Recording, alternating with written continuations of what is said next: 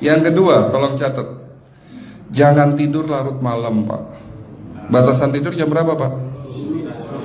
Jam 11 paling telat. Harus sudah tidur. Kenapa? Apa penjelasan medisnya? Orang yang tidur di atas jam 11 akan terganggu fungsi livernya, Pak. Dimana liver kita ini fungsinya banyak. Ya, ada 500 fungsi liver loh, Pak. Fungsi jantung ada berapa, Pak?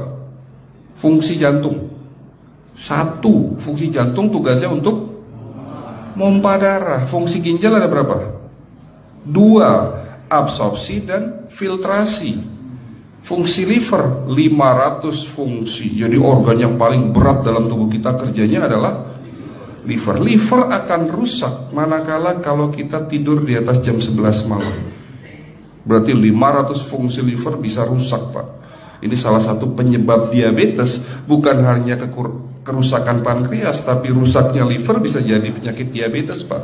Jadi kalau sakit diabetes itu yang terganggu itu sebetulnya bukan hanya pankreasnya, livernya pun rusak, ususnya pun rusak. Makanya dalam pengobatan diabetes di klinik kami itu bukan hanya ngobatin pankreas, tapi 3 organ penting ini saya obati: usus, liver, dan pankreas. Kebanyakan kenapa kalau dalam pengobatan tradisional mereka tahunya diabetes itu hanya pankreas, ya kan?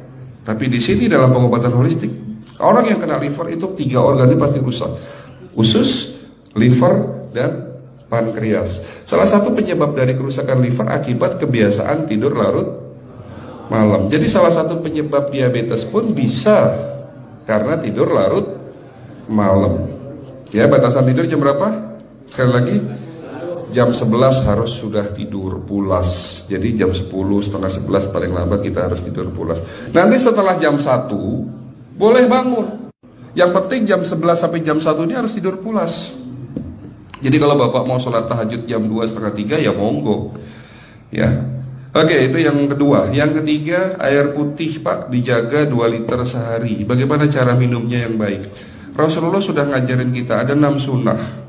Harus duduk, pakai tangan kanan, seteguk demi seteguk, membaca basmalah di saat minum, diakhiri dengan alhamdulillah, kan begitu. Ya, pagi hari minum 1 gelas bangun tidur sebelum sholat subuh. Setelah sholat subuh boleh teh, tapi juga dibilas dengan 1 gelas air putih. Sebelum mandi nanti, Pak, minum air hangat. Kalau Bapak mandinya pakai air dingin boleh, tapi sebelum mandi minum air hangat biar tubuh kita ini jangan terlalu dingin di saat kita kena air dingin. Sampai maghrib pastikan 2 liter sudah masuk dalam tubuh kita. Malam mau tidur, tolong perhatikan Ibu ya, malam mau tidur jangan banyak-banyak minum. Nggak boleh minum malam itu segelas sampai 2 gelas mau tidur. Cukup seteguk 2 teguk saja. Karena kalau sampai kita minum mau tidur 1 gelas besar, ginjalnya malah rusak, Pak. Ya. Oke, itu yang ketiga. Yang keempat, puasa. Lakukan puasa secara rutin, insya Allah kita sehat. Nah, untuk penjelasan atau materi puasa nanti bisa hubungin staf saya. Nanti di bulan Ramadan tahun ini, kalau memang masih ada slot 1 sampai hari ke-20, saya bisa mengisi manasik kesehatan yang berkaitan dengan manfaat puasa untuk kesehatan. Insya Allah kalau memang masih ada slot waktunya, karena kita di bulan Ramadan hanya 20 hari kita mengisi manasik, ya. Oke, itu yang keempat. Langkah keempat. Langkah 1, 2, 3, 4. Langkah kelima. Nah, sebelum saya menjawab yang kelima, saya ingin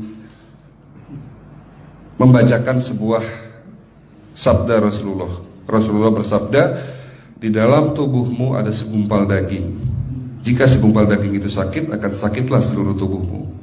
Dan jika segumpal daging itu rusak, akan rusaklah seluruh tubuhmu. Apa itu segumpal daging? Segumpal daging itu adalah hati. Tapi ternyata yang dimaksud Rasulullah itu bukan liver, Pak. Yang dimaksud Rasulullah adalah hati kita, roh kita, jiwa kita, perasaan kita. Kalau hati kita rusak, kita banyak penyakit hati, iri, dengki, sombong, takabur, dan sebagainya. Penyakit fisik akan muncul dalam tubuh kita. Ya tidak ada orang stres itu sehat, betul enggak Pak? Tidak ada orang yang suka marah-marah itu sehat, betul enggak? Bahkan Rasulullah menganjur senyum adalah ibadah. Senangkan orang lain, permudah urusan orang lain, insya Allah kita sehat.